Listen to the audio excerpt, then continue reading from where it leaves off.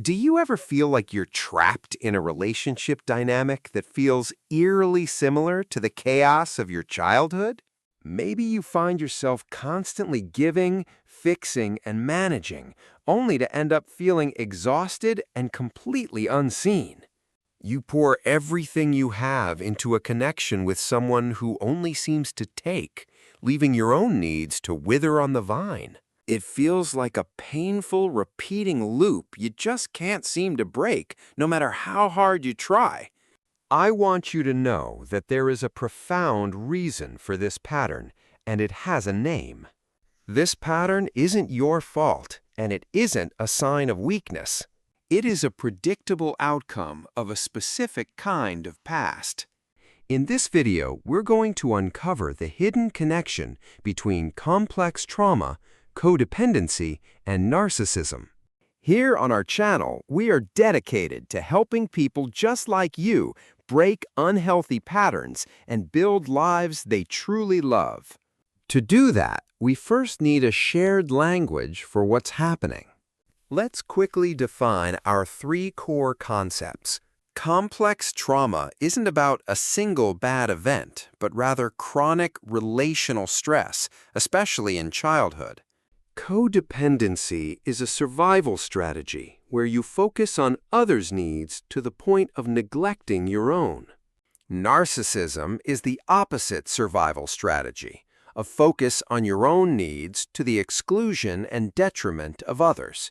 We call the powerful, invisible dynamic that links these three things the trauma triangle. By the end of this video, you will have a completely new lens to see your life and a clear path forward. But how does the same traumatic environment create two such different outcomes?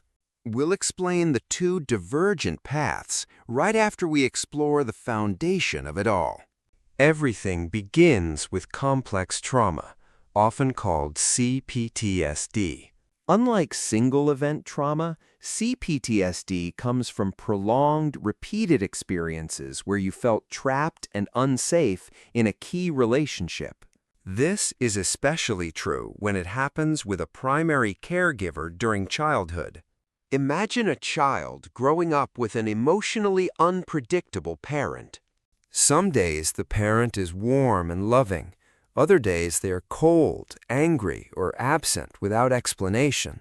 The child never knows which version of the parent they're going to get. Living in this chronic stress is like having your emotional software programmed in a chaotic, unpredictable environment. The system learns that the world is not safe and that connection is dangerous. This has three profound impacts on a person that carry into adulthood. First, it creates a dysregulated nervous system. This means you're either stuck in a state of high alert, feeling anxious and jumpy, or you're shut down and numb. That base level of calm and safety feels completely foreign. Second, it leads to a fractured sense of self. When your environment is constantly telling you you're too much or not enough, you never develop a stable internal sense of your own worth. Your identity becomes a reflection of other people's approval. Third, it creates distorted beliefs about love and safety. You might learn that love is something you have to earn, that it's conditional, or that chaos feels normal in a relationship. Growing up with complex trauma is like learning to swim in a stormy sea. You might survive, but you never learn to trust the water. Does that description of a dysregulated nervous system feel familiar to you?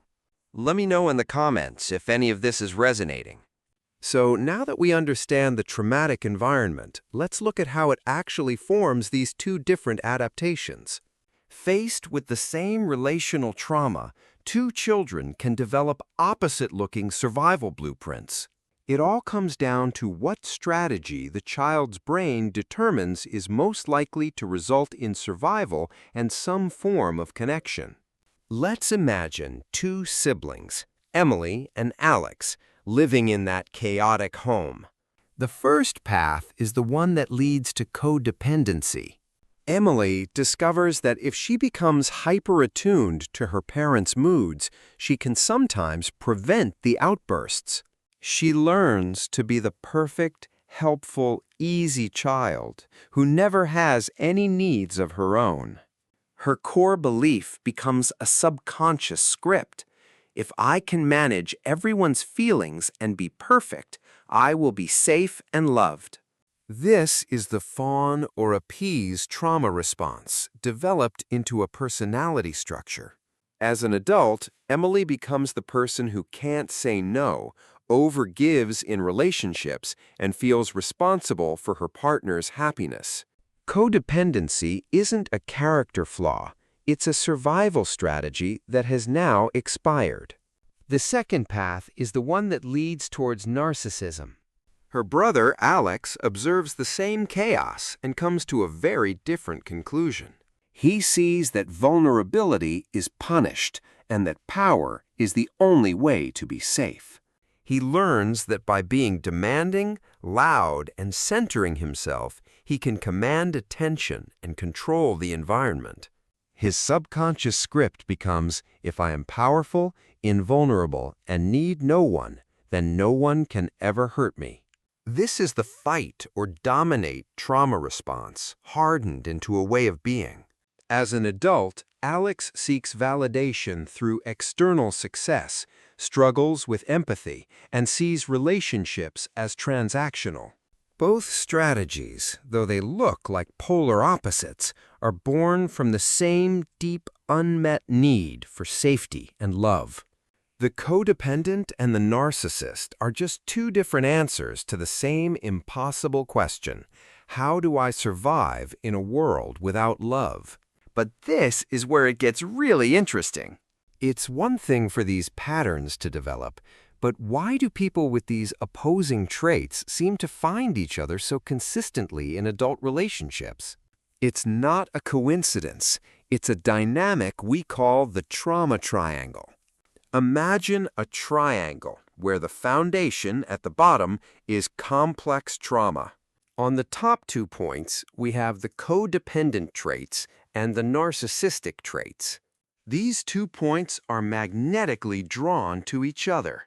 This is known as a trauma bond. The dynamic feels like home to their nervous systems, even though it's a dysfunctional and painful home. Let's look at our case study of Sarah and Mark. Sarah, who developed codependent traits like Emily, is drawn to Mark's confidence and decisiveness. Mark, who has narcissistic traits like Alex, is drawn to Sarah's attentiveness and admiration. Their roles perfectly complement each other. She needs someone to fix, and he needs someone to adore him. But soon, the dynamic sours. Mark becomes critical and demanding when he feels his needs aren't being met perfectly. Sarah responds by trying harder, apologizing for things that aren't her fault, and abandoning her own needs to appease him. This interaction perfectly reenacts the original trauma for both of them. He feels the same lack of control he felt as a child, so he doubles down on dominance. She feels the same need to be perfect to earn love, so she doubles down on self-abandonment. The trauma triangle isn't just the people, it's the cycle itself. Unhealed trauma doesn't just disappear, it finds a partner and starts a family. But what if you're not in a relationship with a narcissist, yet this still feels incredibly true? This brings us to a crucial aspect of the triangle, which is the internalized version. Often, the most significant trauma triangle is the one that exists entirely inside of you. The complex trauma from your past is still the foundation. But the 2 top points of the triangle become parts of your own psyche.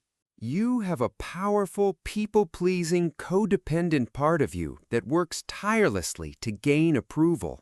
And you also have an internal narcissist, or a harsh inner critic. This inner critic is the voice that berates the people-pleasing part, telling it that it's not good enough.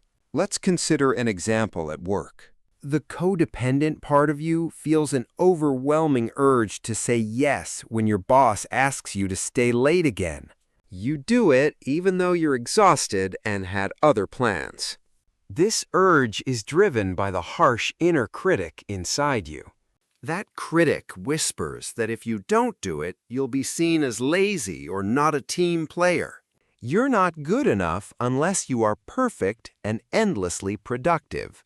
This internal voice is simply the echo of the unpredictable or critical parent from your past. You have internalized their voice, and now you do their work for them. This creates a constant state of internal war and exhaustion. So you see, the goal isn't to kill your inner critic. It's to understand its origin and give it a new, more compassionate job. We will touch on how to begin doing that in just a moment. Okay, that was a lot of theory. Let's make this real, because understanding the what and why is crucial, but it's not enough. So let's shift gears and talk about the how. Here are 3 concrete things you can start doing today to begin breaking this cycle. First is to practice what we call radical self-witnessing. This simply means observing your patterns with curiosity instead of judgment, like a scientist of your own experience. Second, begin to learn nervous system regulation. When you feel activated, simply try breathing in for a count of 4, holding for 4, and exhaling for a count of 6. This tells your body on a biological level that you are safe right now. Third, identify and set one tiny boundary. Start with something small and low stakes, like saying, "Let me get back to you on that," instead of an immediate yes. This begins to build the muscle of self-advocacy. We know this is a big journey, and starting can feel overwhelming. To help you, we've created a free downloadable guide with more journal prompts for self-witnessing. You can find the link to that in the description below. So today, we've uncovered the hidden architecture of these painful patterns through the model of the trauma triangle. We've seen how complex trauma creates the foundation for 2 opposite but connected survival strategies. We saw how those strategies can play out in a relational dance or as a war inside your own mind. Remember that feeling we talked about in the beginning, of being trapped in a loop? Now you have a map. You have an understanding of why it happens, and you have the first few steps of a path out. These patterns were learned under incredible stress, which means they are not who you are. And because they were learned, they can be unlearned, and new, healthier patterns can be put in their place. Your trauma is not your fault, but your healing is your responsibility and your greatest power. If you are on a journey of healing and breaking cycles, make sure you subscribe and join our community. We are committed to providing you with the tools and insights you need.